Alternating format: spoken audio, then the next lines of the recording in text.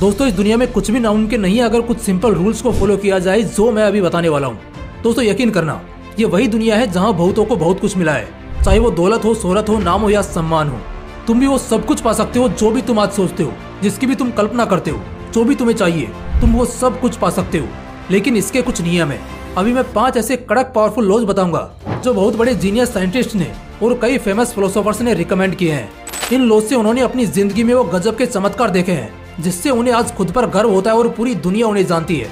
तो चलो जानते हैं। Law number 5, the law of correspondence. एक ऐसा नियम जिससे आप अपना पूरा माहौल बदल सकते हैं। देखो, असल माहौल 2 जगह हमेशा रहेगा, एक तुम्हारे दिमाग में, तुम्हारी कल्पना में, और दूसरा बाहरी दुनिया में, यानी इस प्रैक्टिकल वर्ल्ड में।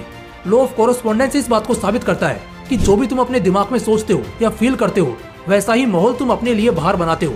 वैसे भी ह्यूमन माइंडसेट के एक रिसर्च में ये भी कंक्लूजन निकला है कि एक आदमी बाहरी दुनिया बाद में देखता है, पहले उसे अपने मन में देख लेता है। वहाँ उसे जो जैसा दिखता है वो असल दुनिया को भी ठीक वैसा ही समझता है। फॉर एग्जाम्पल, अगर तुम क्राइम शोज ज्यादा देखते हो तो इससे सबकॉन्शियसली ये तुम पर असर करेगा और तुम्हारे दिमाग का जो सोचने का डायरेक्शन होगा वो भी कुछ इसी तरीके का होगा। इसका मतलब अब तुम्हें पूरी दुनिया एक तरह से जालिम ही दिखेगी। हर किसी को तुम खुद का दुश्मन मानने लगोगे, क्योंकि तुम्हारे दिमाग के अंदर वही चलता है और ठीक वैसा ही माहौल तुम बाहर के लिए क्रिएट करते हो। एट द सेम वे, अगर फनी शोज देखते हो तो फिर बाहरी दुनिया भी बड़ी हंसती खेलती नजर आएगी। उस वक्त भी तुम्हारा नेचर मजाकिया किस्म का होगा। बस इतना समझ लो कि लॉ ऑफ कोरेस्पोंडेंस बस इतना बयान करता है कि तुम जो भी अपने दिमाग के अंदर पैदा करते हो, एग्जैक्टली सेम तुम बाहरी दुनिया में भी वैसा ही रिएक्ट करते हो और वैसा ही माहौल तैयार करते हो। Law number 4, law of expectations, किसी से उम्मीद का नियम। हाँ बिल्कुल, देखो इससे ज्यादा डीप में जाने की जरूरत नहीं है, लेकिन ये आपकी जिंदगी के डायरेक्शन को सेट करने में एक बहुत ही इंपॉर्टेंट रोल प्ले करती है। जो ताकतें हैं, जो एनर्जीज हैं, वो हमेशा आपके थॉट्स को फॉलो करते हैं। आपने खुद ऐसा फील करा होगा कि जब कई घंटों तक लगातार आप नेगेटिव सोचते रहते हो तो बॉडी गर्म होने लगती है, बुखार चढ़ जाता है और इस वक्त अच्छे खासे शरीर की बैंड बज जाती है।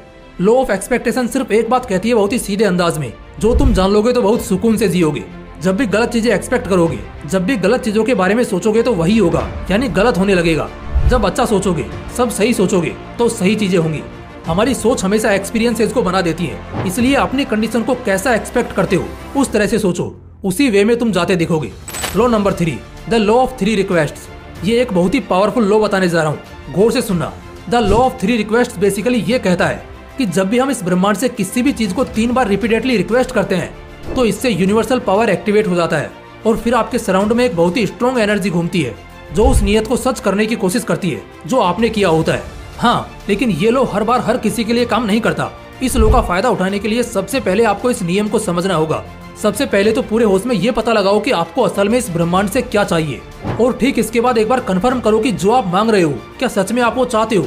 और ठीक इसके बाद अगर इन दोनों सवालों का जवाब हाँ में है तो आगे बढ़ते हुए पूरे मन से इस ब्रह्मांड को रिक्वेस्ट करो और 3 बार रिक्वेस्ट करते हुए शुक्रिया करो, कुछ इस तरह से जैसे जो चीज आप ब्रह्मांड से मांग रहे हो वो आपको पक्का मिलने वाली है। ठीक इसके बाद सब कुछ कुदरत की शक्ति पर छोड़ दो, लेकिन इसका मतलब ये नहीं है कि आप मेहनत करना ही बंद कर दो। आपके हाथ में मेहनत करना है तो मेहनत तो आप जरूर करो, बाकी ऊपर वाले के हाथ में छोड़ दो। फिर देखना, अगर आप उस चीज को अपनी जिंदगी में देख पा रहे हो तो 80% चांसेस हैं कि वो आपको हासिल हो जाएगा। अब आते हैं दूसरे लॉ की तरफ, जो कि है law of cause and effect. दोस्तों न्यूटन के नियम में आपने वो तीसरा नियम जरूर पढ़ा होगा और बहुतों को याद भी होगा कि हर एक्शन का इक्वल एंड अपोजिट रिएक्शन होता है। इस नियम को सारे नियमों का बाप भी कहते हैं। ये कर्मा के लॉ पर बेस्ड है। हर वो विचार, शब्द या एक्शन जो तुम करते हो वो कॉज है, यानी उसकी एक वजह है, और उस थॉट से, उस शब्द से या उस एक्शन से जो भी रिएक्शन, फीलिंग और अजम्पशन बनता है वो इसी का इफेक्ट होगा। आपने वो बाउंसिंग बॉल तो देखा ही होगा जो पूरी तरह हमारे फोर्स पर डिपेंड करता है। जितनी तेजी से उसे नीचे पटकोगे वो उतनी तेजी से ही ऊपर जाएगा।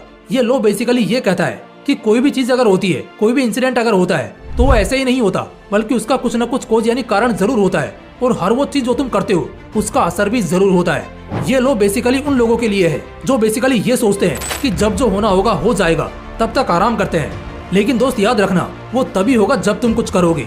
दूसरी बात की हर चीज इस ब्रह्मांड में गोल गोल घूमती रहती है, तो कोई भी चीज कभी बर्बाद नहीं जाएगी, घूम फिरकर तुम्हारे पास ही आएगी। अगर तुमने बहुत मेहनत की है तो वो बर्बाद नहीं जाएगी। हो सकता है इस बार तुम्हें सफलता ना मिली हो, लेकिन इसका कुछ न कुछ इफेक्ट जरूर होगा और ये तुम्हारे पास ही घूम फिर कर आएगी। ठीक इसी तरह अगर गलत करोगी, कोई चीज बैठे बिठाए बड़ी आसानी से मिल जाएगी तो वो उतनी ही जल्दी चली भी जाएगी। ब्रह्मांड इसी नियम पर चलता है, जो जाता है वो वापस भी आता है। इसलिए हमेशा खुद को मोशन में रखो, कोशिश करते रहो, सब कुछ मिलेगा। अब आता है सबसे पहला लॉ, जो कि है the law of divine one sense. ये लॉ यूनिवर्सल प्रिंसिपल का बहुत ही फेमस लॉ है, जिसे कई यूनिवर्सिटीज में तो पढ़ाया भी जाता है। बेसिकली ये लॉ कहता है कि हम सभी एक दूसरे से जुड़े हुए हैं, कनेक्टेड हैं। हम जो कुछ कहते हैं, सोचते हैं और करते हैं, उसका कुछ न कुछ असर दूसरों पर और मोस्ट इम्पोर्टेंट इस ब्रह्मांड पर पड़ता है। सारे इंसान एक ही हैं। भगवान की शक्तियाँ हर जगह फैली हैं।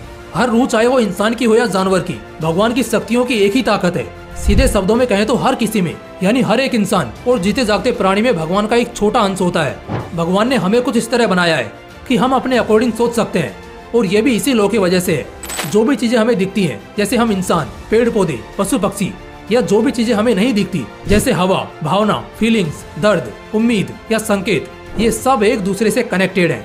इस लॉ का जिंदगी में क्या इंपॉर्टेंस है, आगे बताता हूँ। जब हम इस लॉ के बारे में जान जाते हैं और इसे मानते हैं, तब सब कुछ अच्छा होता है, क्योंकि अब हम अपनी परछाई दूसरों में देखते हैं। इससे हम किसी के बारे में गलत नहीं सोचते, किसी का गलत नहीं करते, और इससे जो भी हमारे आसपास का वातावरण है पूरा बदल जाता है। आखिर में इस नियम का ये कंक्लूजन निकलता है कि जितना हम दूसरों के बारे में अच्छा सोचते हैं, वो लौटकर हमारे तरफ आता है, क्योंकि हम एक दूसरे से कनेक्टेड हैं। तो हम अगर किसी एक को भी नुकसान पहुंचाएंगे, तो इसका नुकसान हम सभी को भुगतना होगा।